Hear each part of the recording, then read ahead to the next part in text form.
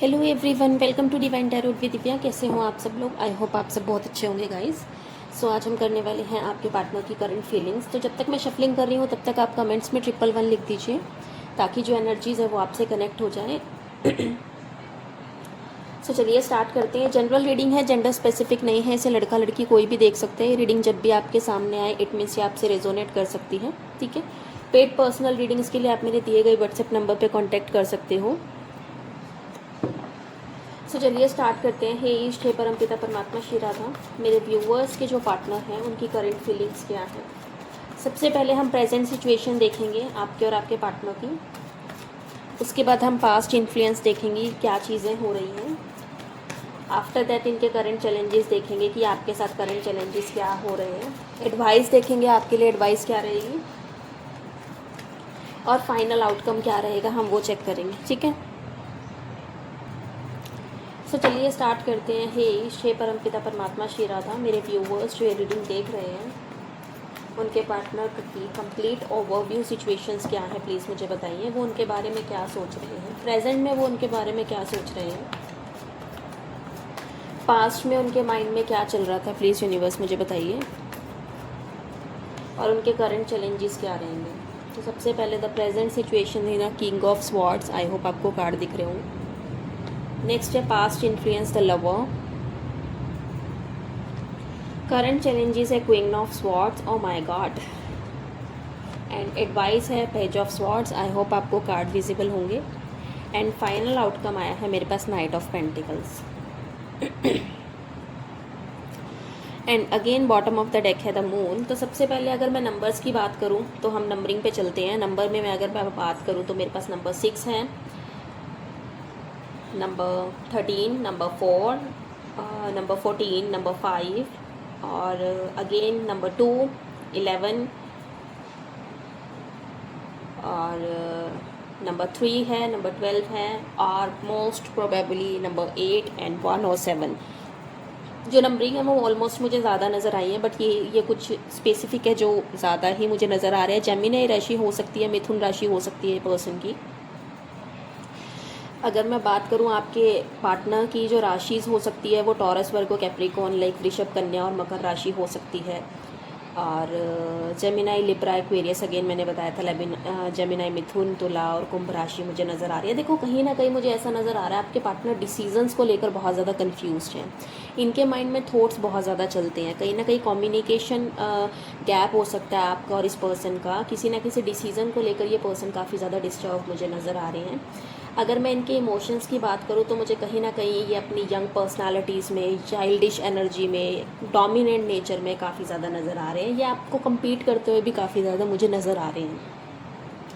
Past में कुछ ऐसा हुआ होगा कि आपके और इनके बीच में मिसअंडरस्टैंडिंग हुई होगी या ऑब्स्टेकल हुए होंगे कि आपने इनको कहा होगा कि इनकी जिम्मेदारियां हैं, इनकी रिस्पॉन्सिबिलिटी है, या फिर आपने इनको बोला होगा कि आपके ऊपर बहुत ज़्यादा रिस्पॉन्सिबिलिटी है जिसके कारण आप उस चीज़ को वॉकड अवे करके चले गए होंगे। बट ये आपसे प्यार बहुत करते हैं, मुझे पास्ट में नज़र आया है और राइट नाउ भी मुझे वो चीज़ें नज़र आ रही हैं। देखो फर्स्ट ऑफ ऑल अगर मैं बात करूँ प्रेजेंट सिचुएशन, तो ये पर्सन काफ़ी ज़्यादा डोमिनेटिंग हो गए हैं। इनकी जो क्वालिटी है वो थोड़ी सी ईगोस्टिक हो गई है। ईगो क्लैशेस बहुत ज़्यादा होती होगी इस पर्सन की। इल्यूजन में बहुत ज़्यादा रहते होंगे ये पर्सन। कहीं ना कहीं आपको ये भी रियलाइज़ करवा देते होंगे कि ये कम्युनिकेशन गैप नहीं करते होंगे, बात नहीं करते होंगे आपसे सही से, आपको जवाब नहीं देते होंगे, या आपको ब्लेम गेम ज़रूर करते होंगे। ब्लेमिंग एनर्जी नज़र आ रही है। मिसअंडरस्टैंड करने की बहुत ज़्यादा कोशिश करते होंगे। इमेच्योर बिहेवियर करते होंगे आपके साथ, झूठ बोलते होंगे या मैनिपुलेशंस भी ये करते होंगे। पार्टनर कहीं ना कहीं मुझे प्रेजेंट में ये एनर्जी नज़र आ रही है कि मैनिपुलेट करते हुए बहुत ज़्यादा नज़र आ रहे हैं। कि इनके माइंड में कई बार ऐसा लगता होगा कि हाँ ये आपके साथ माइंड गेम्स खेलते हैं। ये अपने अकॉर्डिंग चाहते हैं कि डिसीज़न हो। इनके माइंड्स में ना मिसअंडरस्टैंडिंग बहुत एक्सट्रीम लेवल पे चलती है। ऑल्दो ये पर्सन दिल के साफ़ है, ऐसा नहीं है कि इनका दिल बुरा है, इनको तकलीफ़ नहीं होती, इनको बुराई भी लगता है, इनको बुरा भी लगता है। बट ये पर्सन डाउन टू अर्थ मुझे नज़र आ रहे हैं। कहीं ना कहीं इनकी जो एनर्जी है वो थोड़ी सी डोमिनेटिंग मुझे नज़र आ रही है। लेकिन अगर मैं बात करूँ तो पास्ट की, तो मुझे ऐसा नज़र आ रहा है कि ये पर्सन आपसे प्यार बहुत करते हैं, या आपको अप्रिशिएट बहुत करते होंगे। ये आपको बताते होंगे कि you are the one person जिन्होंने इनको रियलाइज़ करवाया है कि ये जेन्युइनली आपके लिए बहुत अच्छे से फील करते हैं। कहीं ना कहीं इस पर्सन आपको प्यार से ज़्यादा कहीं ना कहीं आपको ऐसा भी फील होता होगा कि कहीं ये लस्ट तो नहीं है। देखो, ये आपकी एनर्जी को बहुत ज़्यादा एडमायर करते हैं, कहीं ना कहीं एंजल ब्लेसिंग बहुत ज़्यादा हो सकती है। ये आपके साथ अपनी लाइफ को लग्जीरियस फील करते हैं, इनको ऐसा लगता है लाइफ काफ़ी पॉजिटिव हो रही है, फ्रूटफुल हो रही है, चीज़ें काफ़ी बेनिफिशियल हो रही है जब ये आपके साथ होते हैं। और समटाइम्स इनको ऐसा भी लगता है कि ये बहुत ज़्यादा फायरी नेचर है, इनका फायरी नेचर हो सकता है, इनको बहुत ज़्यादा गुस्सा आ सकता है, कहीं ना कहीं इनको ऐसा भी लगता होगा कि इनमें इनकी जो एनर्जी है वो काफ़ी ज़्यादा हाई रहती होगी, ये बहुत पैशनेट रहते होंगे हर एक चीज़ों को। दूसरी तरफ मुझे आप काम नज़र आते हो, सॉफ्ट नज़र आते हो, अपने लव की सुनते हुए नज़र आ रहे हो, अपने दिल की सुनते हुए नज़र आ रहे हो, इंट्यूशंस की सुनते हुए नज़र आते हो। तो ये पर्सन आपको अपने कंपैटिबल का समझते हैं और इनको ऐसा भी लगता है कि you are the perfect one, जिनको लेकर ये अपनी आगे की लाइफ भी सोच सकते हैं। नेक्स्ट अगर मैं बात करूँ तो मुझे ऐसा भी नज़र आ रहा है, देखो to be very honest, current challenges जो आ रहे हैं वो आपकी तरफ से आ रहे हैं। करंट चैलेंजेस ऐसा लग रहा है, इनको ऐसा लगता है कि आप अपनी तरफ से डिसीजन इनको सुना देते हो, बट सामने वाले को नहीं समझते कि सामने वाला क्या चाह रहा है, उनके माइंड में क्या चल रहा है। तो आप सिर्फ एक ही तरफ से सुन के, एक ही तरफ से फील करके इनको ऐसा लगता है कि आप अपनी बात बता देते हो, बोल देते हो कि हाँ चीज़ें हो रही है, ऐसे हो रही हैं, लेकिन आप उनको अंडरस्टैंड करने की कोशिश नहीं करते। कहीं ना कहीं इस पर्सन को एडिक्शन भी होगा आपका, सेल्फ ऑब्सेस्ड बहुत रहते होंगे ये भी सोचते हैं कि कहीं ना कहीं इस रिलेशनशिप में जो सबसे ज़्यादा कॉम्प्लिकेशन आ रही है वो आपकी तरफ से आ रही है, इनकी तरफ से नहीं आ रही। इल्यूजन बहुत ज़्यादा रहता होगा आपका, इस पर्सन के माइंड में भी ऐसा रखता है कि आप इल्यूजन में बहुत हो, आप इनकी तरफ ध्यान नहीं देते, आप इनको इग्नोर करने में ज़्यादा ध्यान देते हो, आप इनसे बात नहीं करते और बात करते हो तो बहुत बुरी तरह से करते हो, बहुत रूड बिहेव होता है आपका। तो इनको वो चीज़ें नहीं पसंद आ रही, कहीं ना कहीं इनको ऐसा भी लग रहा है कि आपकी चाइल्डिश बिहेव इनको बहुत ज़्यादा ट्रिगर करता है। आपका डोमिनेटिंग नेचर, कहीं ना कहीं आपको ऐसा भी लगता है कि आप सही हो, आपको अपने करियर का सोचना है, आपको सब सोचना है, बट ये पर्सन आपको लेकर भी सोचते हैं, बट आप इनको लेकर नहीं सोचते और आप स्टेबिलिटी नहीं नज़र आ रही इनको आपके साथ।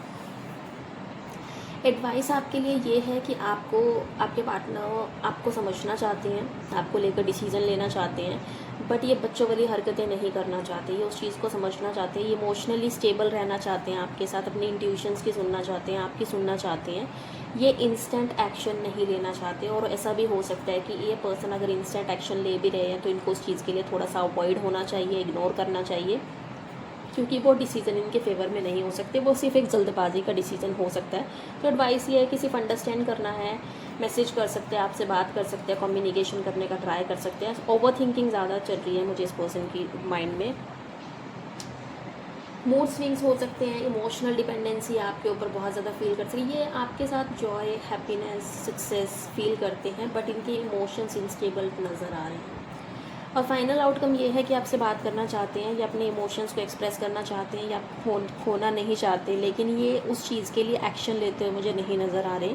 कहीं ना कहीं मुझे ऐसा भी नज़र आ रहा है इस पर्सन के माइंड में होता है कि इनको एक्शन लेना है, बट ये एक्शन नहीं लेते, ये सिर्फ थिंकिंग ज़्यादा कर रहे हैं, ये मटीरियलिस्टिक चीज़ों के बारे में ज़्यादा सोच रही हैं, स्टेबिलिटी रखने के बारे में ज़्यादा सोच रहे हैं। ये एक्शन लेने के लिए तैयार तो हैं, डिसीज़न लेने के लिए एकदम रेडी है, ये एकदम से बस वेट कर रहे हैं कि कहीं ना कहीं आपकी तरफ से इनका कोई एक्शन है। ये ऑल द वैसे काफ़ी पॉजिटिव है आपको लेकर, बट कहीं ना कहीं माइंड में और इनकी लाइफ में बहुत ही ज़्यादा नेगेटिविटी चल रही है जो मुझे नज़र आ रही है।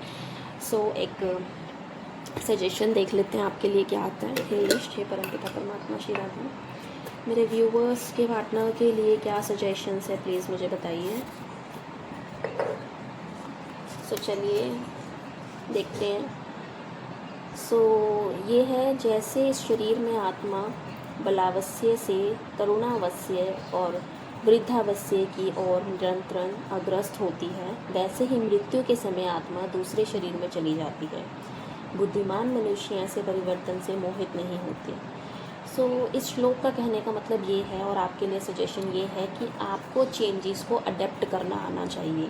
आज आप बच्चे हो, कल को बड़े होगे, फिर आप अडल्ट बन रहे हो, उसके बाद आप आपकी टीनेज वाली लाइफ ख़त्म हो जाएगी, फिर आप मैरिज लाइफ में आओगे, उसके बाद आपके चाइल्ड्स होंगे, चाइल्ड के बाद आप यंग ओल्डर हो जाओगे, फिर एक ना एक दिन आपकी लाइफ भी फिनिश हो जाएगी। ऑफ कोर्स लाइफ है तो एंड भी हो सकता है, डेथ तो है ही ऑफ कोर्स।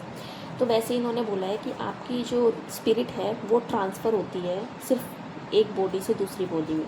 तो कभी भी आपको उस चीज़ को माइंड नहीं करना, आपको उसको एक्सेप्ट करना है कि जैसा हो रहा है, जो हो रहा है, जिस तरह से हो रहा है, चीज़ें फेवर में ही होंगी। यूनिवर्स बैठा है, राधा रानी बैठी हैं, उन्होंने जो लिखा होगा, जैसा लिखा होगा, वो आपके फेवर में होगा। सो बी अ प्रैक्टिकल, बट इतना भी प्रैक्टिकल नहीं होना कि बिल्कुल ही आप फील करना भूल जाओ। बट आपको थोड़ा माइंड लगाना है, क्योंकि इसमें बताया कि बुद्धिमान मनुष्य ऐसे परिवर्तन से मोहित नहीं होते कि आपकी लाइफ में बहुत सी चीज़ें आएंगी तो आप डिस्ट्रैक्ट नहीं होंगे। आपको अंडरस्टैंड करना है, it's all about the part of life. ठीक है।